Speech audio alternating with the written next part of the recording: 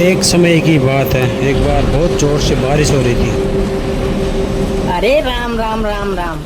कितनी जोर की बारिश हो रही है। 2 दिनों से यह बारिश तो रुकने का नाम ही नहीं ले रही है। मुझे लगता है अब जल्दी ही मेरी छत से पानी टपकने लगेगा। तभी उधर से एक शेर बारिश से परेशान होकर छिपने की जगह ढूंढते ढूंढते उसी किसान की झोपड़ी के पीछे बने तबेले में घुस जाता है, जिस तबेले में उस किसान के कुछ गधे बंधे हुए थे। अंधेरा ज्यादा होने के कारण शेर गधों को देख नहीं पाता है और उन्हीं के बीच जाकर खड़ा हो जाता है।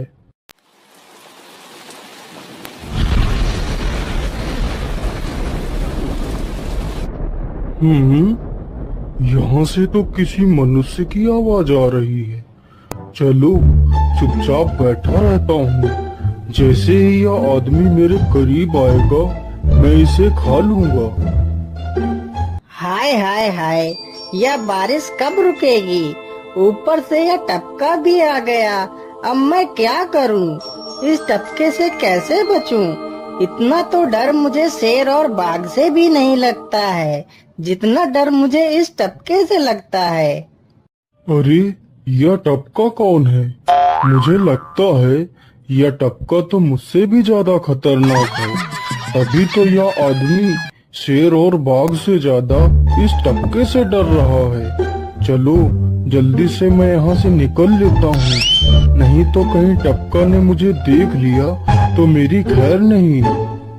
ओहो, अब मैं इस टपका से कैसे बचूं? चलो जल्दी से मैं अपनी मौसी के घर चला जाता हूँ।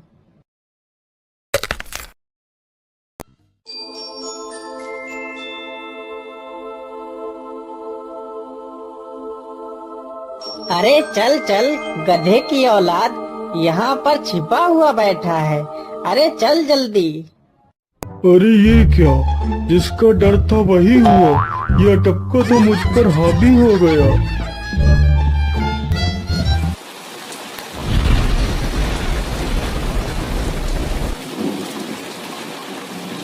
कैसे बचूं? कैसे बचूं? इस टपका से मैं कैसे बचूं? हे भगवान मेरी सहायता करो, मुझे इस टपका से बचाओ। मैं आज के बाद किसी प्राणी को नहीं मारूंगा। मैं मांसाहार छोड़ के शाकाहारी बन जाऊंगा। भगवान मेरी रक्षा करो। शेर को दौड़ते दौड़ते रात से सुबह हो जाती है।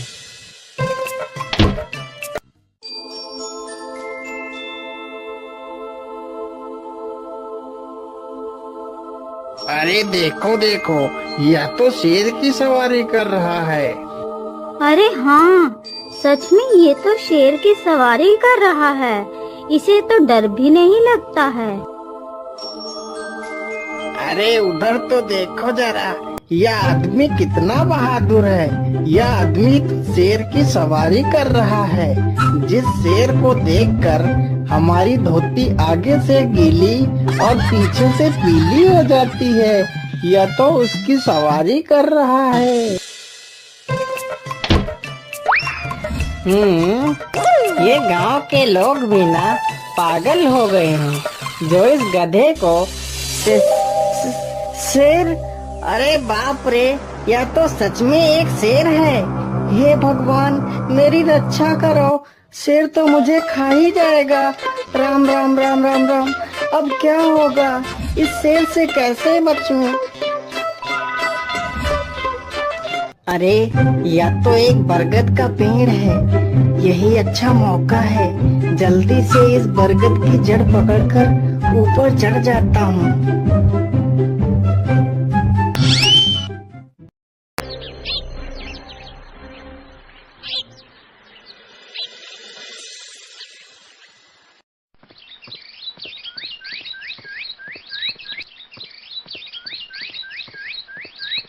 अरे शेर भैया, तुम इतनी जोर जोर से भागते हुए कहाँ जा रहे हो?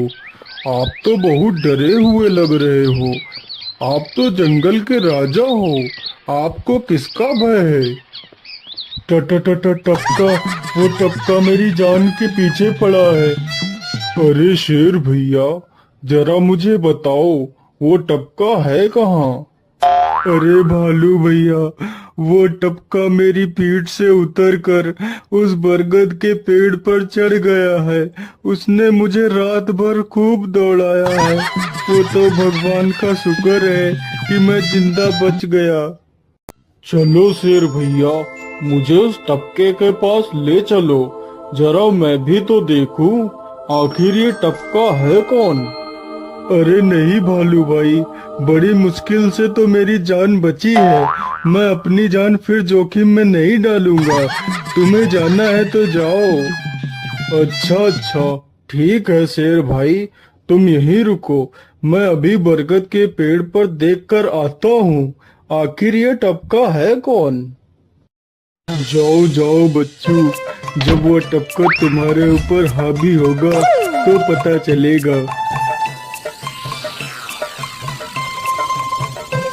अरे कहाँ है यह टपका जिसने राजा जी की हवा टाइट कर दी? चलो इस पेड़ पर चढ़कर देखता हूँ। अरे बाप रे बाप, शेर क्या अकेला कम था, जो ये भालू भी आ गया। मुझे लगता है कि आज मेरी मौत निश्चित है। भालू पेड़ पर उल्टा होकर चढ़ने लगता है, तभी किसान और तेज से कांपने लगता है। कांपने की वजह से किसान के हाथ से छड़ी छूट जाती है और उल्टा होकर चढ़ रहे भालू के पिछवाड़े पर जा लगती है। भालू धड़ाम से जमीन पर गिरता है।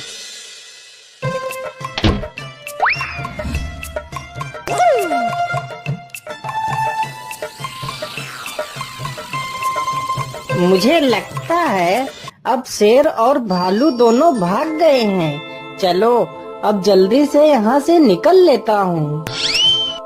सारे राज्य में यह बात फैल गई कि हरिया किसान बहुत ही बहादुर है और वह शेर की सवारी कर लेता है। धीरे धीरे यह बात राजा तक पहुँच गई।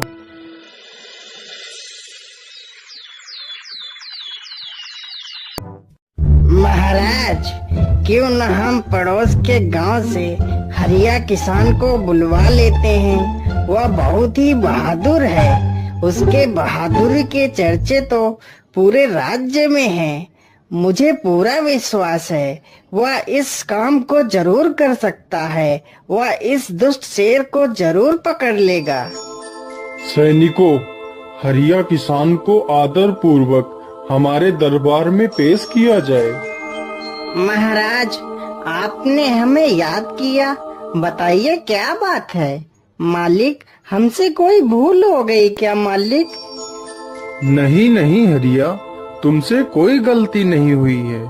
यह कुछ लोग पड़ोस के गांव से आए हैं। इनका कहना है कि इनके गांव में कोई दुष्ट शेर आ गया है जो इनके पशुओं को उठाकर ले जाता है और उन्हें मारकर खा जाता है। हमने तुम्हारी बहादुरी के बहुत सारे किस्से सुने हैं। तुम बहुत ही बहादुर हो, इसलिए मैं तुम्हें उस शेर को पकड़ने की ये जिम्मेदारी सौंपता हूँ। अरे बाप रे बाप, उस बार तो मैं शेर के हाथों बच गया था, लेकिन इस बार मैं नहीं बचूंगा। अगर मैंने महाराज को सच सच बता दिया तो झूठ बोलने के जुर्म में मुझे फांसी पर ही चढ़ा देंगे। अरे हरिया, तुम मन ही मन क्या बड़बड़ा रहे हो? कुछ नहीं महाराज, कुछ नहीं। मैं सोच रहा था कि मैं शेर को कैसे पकड़ूं। ये लो हरिया, कुछ स्वर्ण मुद्राएं रख लो, ये तुम्हारे काम आएंगी। क्या करूं, कैसे पकड़ूं उस शेर को? ये महाराज ने भी मुझे कैसी दुविधा में डाल दिया है। क्या करूं, क्या करूं?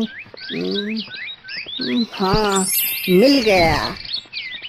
फिर हरिया बाजार से एक रस्सी और एक जाल तथा एक बकरी खरीद कर लाता है।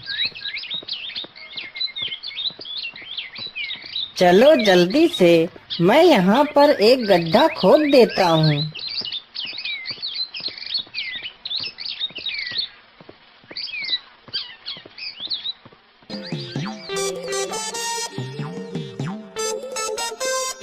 गड्ढा तो खोद दिया, चलो अब जल्दी से इस बकरी को रस्सी से बांध देता हूँ। हरिया ने बकरी को रस्सी से बांधकर गड्ढे में खड़ा कर दिया और जाल को लेकर पेड़ की डाल पर बैठ जाता है।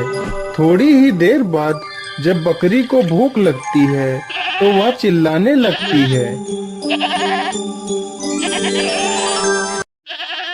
अरे, यह तो बकरी के चिल्लाने की आवाज है, लेकिन यह आवाज आ कहां से रही है? आसपास तो कोई नहीं दिख रहा है। मुझे लगता है यह आवाज उस पेड़ के पास से आ रही है। चलो चलकर देखता हूँ।